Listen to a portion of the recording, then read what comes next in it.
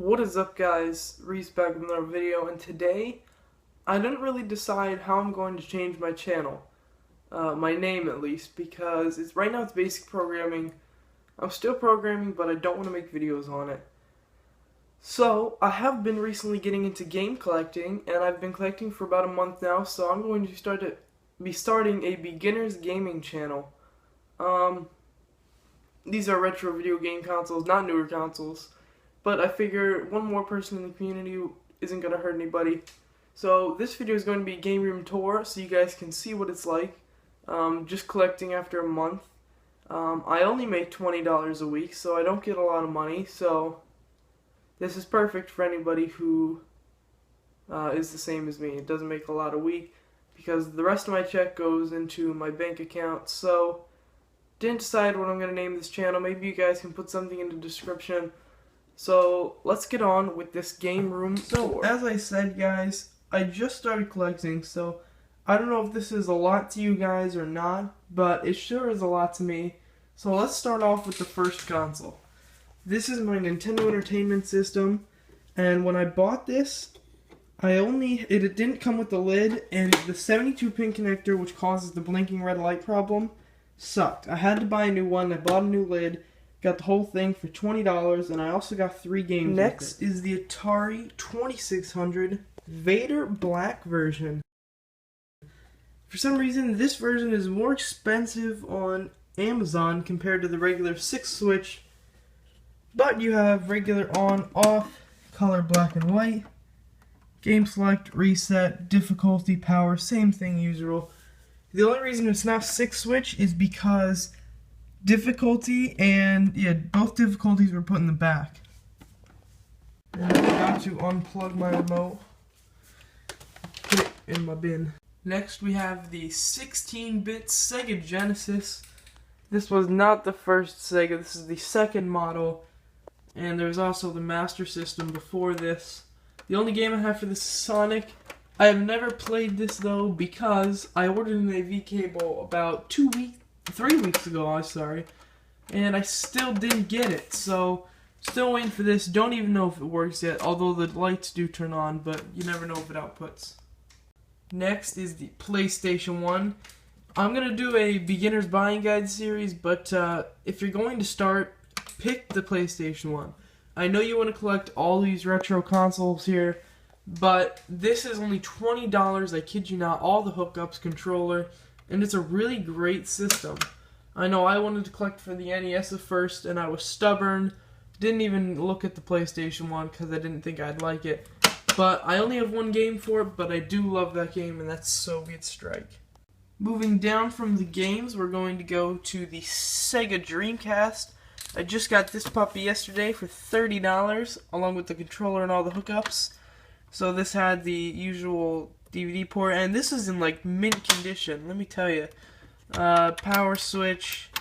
I don't know if that's to be, see how it's kind of like off-centered? I don't know if that's supposed to happen or not. I like the controller port though, because it reminds me of the GameCube, which you could see like right there.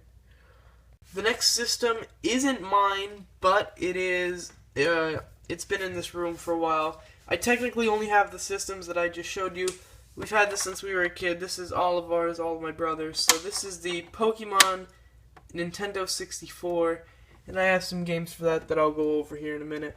I have the Pokemon controller for it, but yeah, this one isn't mine. So until I get it, I can get a Nintendo 64 anytime at the shop that I've been going to, but since we have one, I decided I'll wait till I move out of this house to get one. Unless my brothers decide to give this to me when they realize that I want to collect video games.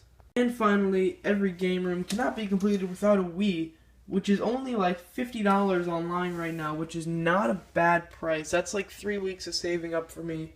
Unless my mom gave me my whole check, I would just be able to buy it immediately. And I plan on getting one soon, but until then, I guess I'll just have to deal with the family Wii, which once again is not mine. So as for my wire setup, I have all my power and AV cables in this bag, or in these bags I should say, and when I want to play any of these consoles, I have to take it out of the bag, plug it into this, keep it on, because you can't just leave a system plugged in, especially when they're this old. something will happen to it, like the Atari or the NES. They'll get really hot, and it's not good for the system. So I can have them plugged in into the system, but I can just leave it off. But I still don't trust that, and I don't want to ruin these consoles because I got them for a really great price. Next, we have my TV setup. This is an old TV that I got for free from up at my cabin. It's just a normal TV. It's not really, and the thing that I like about it is it's not like a flat screen TV. It's kind of old, so it works pretty good with old video games, and I'll show you that in later videos. And the great thing about the Atari is you can always leave it plugged in because there's no other cord that needs to be plugged into the composite side of the TV that you actually have to screw in. So I leave that cord plugged in from the Atari because I like playing the Atari. I think it's a really great system, better than the newer systems because of its simplicity. Moving along, we have all of our controllers. I know it's kind of hard to see here, but we have the Sega Dreamcast, the light gun, the NES controller, the Atari controller, N64 controller. We have all the controllers in here. We have paddle for the Atari. I see my GameCube controller down there, my PlayStation 1. You can't see it, I'm sure. Now you're probably thinking, why do you just throw them in a bin and leave them there?